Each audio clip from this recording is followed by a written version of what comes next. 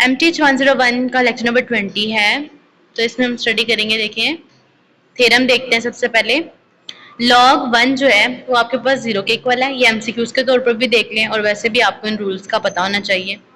अगला है log base आप b ले रहे हैं और वैल्यू भी आपके पास x की b है, वो इक्वल होगा 1 के। थर्ड है log प्रोडक्ट आपके पास आ रहा है दो वैल्यूज में a और c में, तो आप पहले log लेंगे a के साथ, बीच में प्लस लगाएंगे और log लेंगे c के साथ।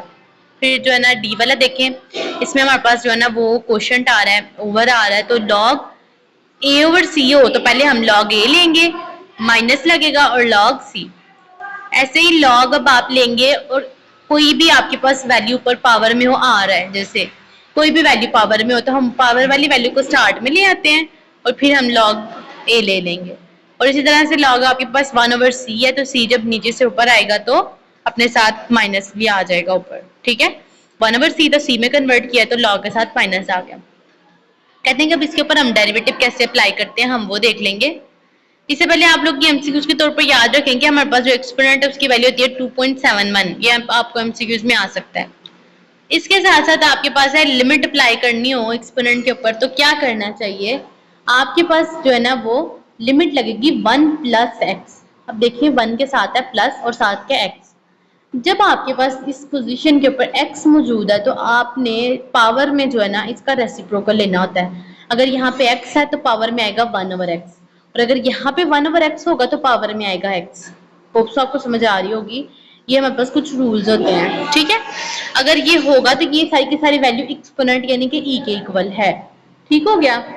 फिर जब कहते हैं अगर हम log अप्लाई करते हैं x के ऊपर और उसका डेरिवेटिव लेते हैं तो हमारे पास क्या बनेगा, कुछ इस तरह की हमारे पास वैल्यू बनेगी log b x plus h minus log x divided by h, ठीक हो गया। इसी तरह से क्या होगा, अब इन दोनों में क्या लगा हुआ है, हमारे पास ये क्वोशंट रूल आ रहा है। अब हम क्या करेंगे, पहले तो हम 1 ओवर x को अलहदा कर देंगे, जो ओवर में x था ना उसको हम अलहदा कर देंगे, तो हमारे पास 1 ओवर x 1 ओवर h जो है ना वो अलग हो जाएगा, और बाकी हमारे पास क्या बचेगा x प्लस h और log x, और नीचे हमारे पास जो एज था उसको तो हम ऑलरेडी 1 ओवर एज कर चुके हैं। यहाँ पे हमारे पास जो है ना ये डिवीजन में कन्वर्ट होगा, यानी कि log एक दफा लिखेंगे हम और जो x प्लस एज था उसको लिखेंगे और माइनस को खत्म करेंगे, उसकी जगह हमारे पास क्वोशंट आ जाएगा क्योंकि ये रूल था, और log x का जो x था वो नीचे आ जाएगा, ठीक हो गया। फिर हम क्या करेंगे, हम x को इन दोनों के साथ अलहदा अलहदा कर देंगे, ठीक है। x जो है वो सॉरी यहाँ पे क्या होगा, ये जो x है ना इसको हम इसके साथ अलहदा करेंगे, ये वाली वैल्यू के साथ x जो x के साथ अलहदा हो जाएगा और x एज के साथ अलहदा हो जाएगा। x ऊपर नीचे होगा तो वो कट जाएगा और एज ओवर x हमारे पास साथ आ जाएगा। जब आपके पास इतना सॉल्व हो जाएगा तो हम क्या करते हैं, हम लेट कर लेते हैं कि हमारे पास जो एज था वो हमारे पास अगर vx के इक्वल है तो जहां पे आपके पास जो है ना वो एज ओवर x होगा आप उसकी जगह वैल्यू पुट कर देंगे v। एज ओवर x की जगह आप वैल्यू v पुट करेंगे तो जहां पे एज होगा वो किसके इक्वल होगा, vx के, ठीक है। ये आपने कन्वर्ट किया, वो किस लिए किया है कि यहाँ पे आपके पास v की वैल्यू 0 होगी और एज की भी आपके पास वैल्यू अप्रोच कर रही है 0 को। जब हम इनकी वैल्यूज को कन्वर्ट करते हैं और जहाँ पे एज है उसकी जगह हम 0 पुट करेंगे तो हमारे पास जो रूल बनेगा वो सेम एज इट इज बन जाएगा कि अगर हम 1 ओवर x को एज इट इज रखें, log लेते हैं और देखें यहाँ पे 1 प्लस v है, और जब v हो यहाँ पे v है ना तो क्या करेंगे, आपके पास v की वैल्यू जो है ना वो इसमें v जहाँ पे आ रहा है 1 प्लस v तो पावर में रेसिप्रोकल आएगा इसका 1 ओवर v, ठीक है। तो फिर कहते हैं कि अगर आप यूज करते हो कॉन्टिन्यूस फंक्शन log कॉन्टिन्यूस तो क्या हो जाएगा, ये आपके पास सारी की सारी जो वैल्यू है वो एक्सपोनेंट यानी कि e के इक्वल आ जाएगी, तो 1 over x log b as it is रहेगा और आगे वाली सारी वैल्यू जो है वो एक्सपोनेंट के इक्वल आ जाएगी, ठीक है। तो ये वाली बात बस इसमें आपने देखनी थी और ये वाला जो है ना वो करने वाला था। नेक्स्ट आप लोग आ जाएं, डेरिवेटिव अगर हम ले नेचुरल फंक्शंस का तो वो हम किस तरह से फाइंड करते हैं। तो देखिए इसमें आ रहा है ln का मतलब होता है log।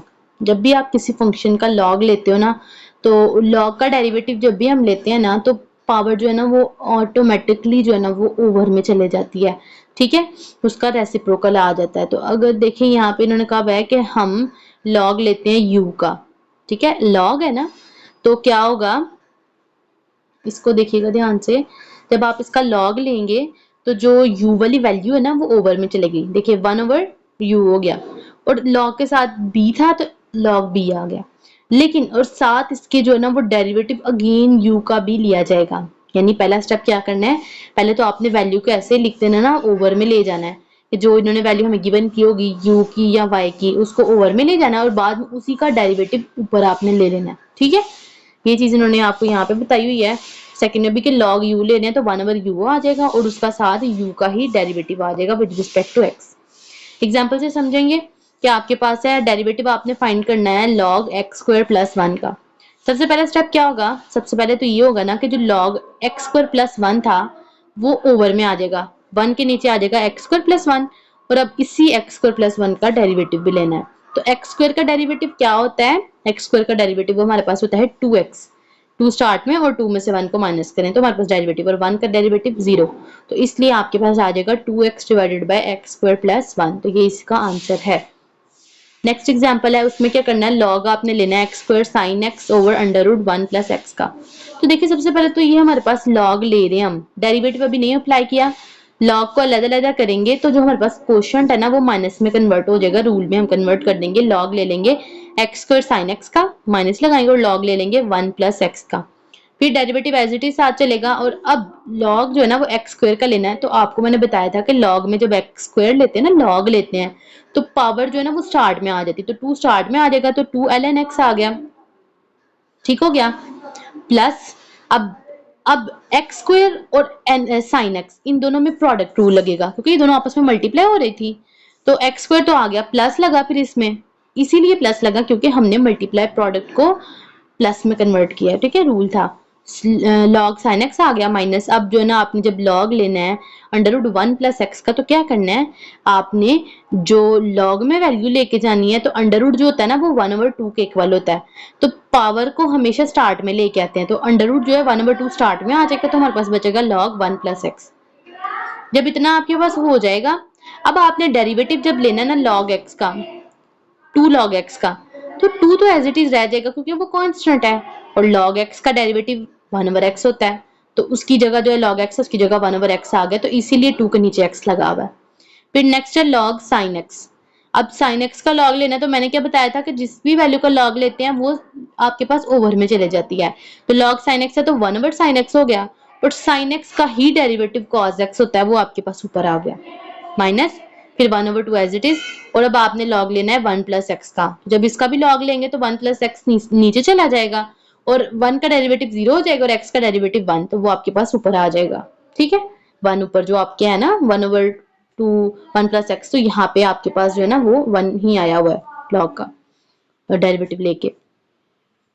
फिर आपके पास एक फंक्शन है, एग्जांपल है, अगर आपके पास y इक्वल है x², बीच में प्रोडक्ट का साइन है डॉट, √³ है, ये क्यूब रूट है 7x - 14 डिवाइडेड बाय 1 + x² का होल की पावर 4।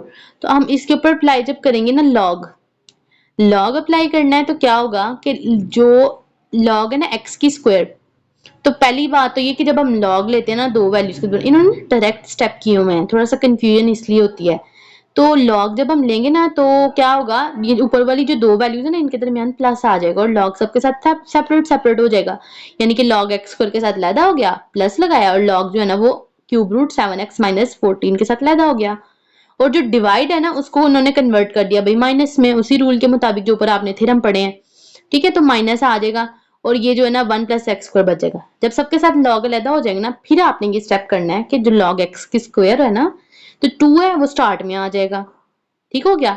अब वो √3 जो होता है ना वो होता है 1/3 के इक्वल, तो 1/3 स्टार्ट में आ गया, बाकी log की वैल्यू एज इट इज, और उसके बाद लास्ट वाले नीचे वाला जो था 1 + x² की पावर 4, तो 4 स्टार्ट में आ जाएगा तो 1 + x² बच जाएगा बस। अब आपने इसके डेरिवेटिव जब अप्लाई करने हैं तो log y है वो 1/y के इक्वल होता है, वो आ जाएगा, साथ dy/dx ऐसे रहेगा। अब जब आप 2 को एज इट इज रखेंगे, log x का लेंगे तो x के इक्वल आ जाएगा, 1/x के इक्वल आ जाएगा। फिर आप जब log 7x लोगे तो 1/3 तो था ही आपके पास। जब 7 को साइड पे करेंगे log x का लेंगे तो वो 1/x के इक्वल आएगा। इसीलिए 7/3 के नीचे जो है ना वो आपने log की वैल्यू को पहले लेके गए ना नीचे। log 7x - 14 था ना, तो log में जाएगी तो 7x - 14 नीचे आ जाएगा। फिर 7x - 14 का डेरिवेटिव लेंगे तो सिर्फ 7x का डेरिवेटिव लिया जाएगा, x 1 के इक्वल आ जाएगा, तो आपके पास सिर्फ 7 बचेगा। तो यही वाला 7 ऊपर आपको नजर आ रहा है। माइनस अब आपके पास है 4 log 1 + x स्क्वायर। log में जाएगी वैल्यू तो 1 + x स्क्वायर नीचे आ जाएगा। x की स्क्वायर का डेरिवेटिव लेंगे तो वो 2x के इक्वल है। तो 2x जब आपके पास 4 के साथ मल्टीप्लाई होगा तो 2 4 ज़ा 8 आ जाएगा और x साथ एज इट इज आ जाएगा। ठीक हो गया। अब dy/dx को आप यहीं पे रहने दें, बाकी सारी वैल्यूज को भी ऐसे रहने दिया। y जो था ना 1/y इक्वल के दूसरी साइड पे जाके मल्टीप्लाई हो गया। और अब यहाँ पे क्या करना है, y की जो वैल्यू थी ना, y की वैल्यू ही आपने पुट कर देनी है, तो ये आपके पास आंसर हो जाएगा। ठीक है। फिर पावर रूल बताया हुआ है, क्या करते हैं, x की पावर r है तो r स्टार्ट में लिखेंगे और फिर r में से 1 को माइनस कर लेंगे। तो बस ये चीज इन्होंने आपको बताई हुई है। बाकी सिर्फ इसमें से जो क्वेश्चन थे ना वो करने वाले थे, वो मैंने आपको करवा दिए हैं, एग्जांपल्स बताई हैं। नहीं समझ आई तो आप मुझसे पूछ सकते हैं कमेंट करके। फिर है आपने फंक्शंस जो लेने होते हैं ना, देखिए F of G of X का मतलब ये है, एफ वाला फंक्शन आपने एज इट इज रखना है और जी एक्स की जगह उसकी वैल्यू पुट कर देनी है। और फिर एफ वाले फंक्शन में जहां जहां पे भी जो है ना वो x की वैल्यू होगी, वहां पे g की जो वैल्यू होगी ना gx की, वो वाली वैल्यू सिर्फ पुट करनी होती है। जैसे देखिए fx है हमारे पास 2x के इक्वल और gx है 1/2x के इक्वल। जब हम f ऑफ gx फाइंड करेंगे ना, आप सिर्फ इतनी चीज को देखें, ये वाली, ठीक है। तो क्या करेंगे, एफ एक्स 2x था और जी एक्स 1/2x था, तो हमने F of G X find करना था, तो एफ को नहीं छेड़ा, एफ को वहीं पे रहने दिया, जी एक्स की जगह उसकी वैल्यू 1/2x पुट कर दिया है। यानी कि एफ वाले फंक्शन में जहां जहां पे एक्स है ना उसकी जगह जी वाली वैल्यू पुट कर दी, जी एक्स वाली 1/2x। तो हमारे पास 2 2 से कट जाएगा तो सिर्फ एक्स आंसर आ जाएगा। ठीक है। इस तरह से g of F x find करेंगे आप, तो क्या करेंगे, g वाले फंक्शन को नहीं छेड़ेंगे, लेकिन g वाले फंक्शन में 1/2 के साथ जो x था ना, इस x की जगह f ऑफ x की जो वैल्यू थी ना 2x, वो पुट कर देंगे। इसको भी कट करेंगे तो ये x के इक्वल ही आएगा। तो इन्होंने ये बताया हुआ है कि कोई भी फंक्शन यानी कि y है ना, y किसके इक्वल आ रहा है, f इनवर्स x के, ये आपके पास एमसीक्यूज है, और x किसके इक्वल है, f y के। तो आपने ये चीज याद रखनी है बस, और इसमें ऐसा कुछ भी नहीं है। इस फॉर्मूले को भी देख लीजिएगा, एफ इनवर्स अगर हम लेते हैं आर यानी कि कोई भी फंक्शन की पावर लेते हैं एक्स के साथ, तो किसके इक्वल आएगा, 1/फर्स्ट डेरिवेटिव फंक्शन का और उसी फंक्शन का इनवर्स। ठीक है। तो ये आपने थोड़ी सी जो है ना बस याद करनी है जो चीजें, और बाकी प्रैक्टिस करने से भाई मैथ आता है, मैथ ज्यादा मुश्किल नहीं है, सिर्फ प्रैक्टिस की बात होती है। तो मिलते हैं अपनी नेक्स्ट वीडियो में, तब तक के लिए अल्लाह हाफिज।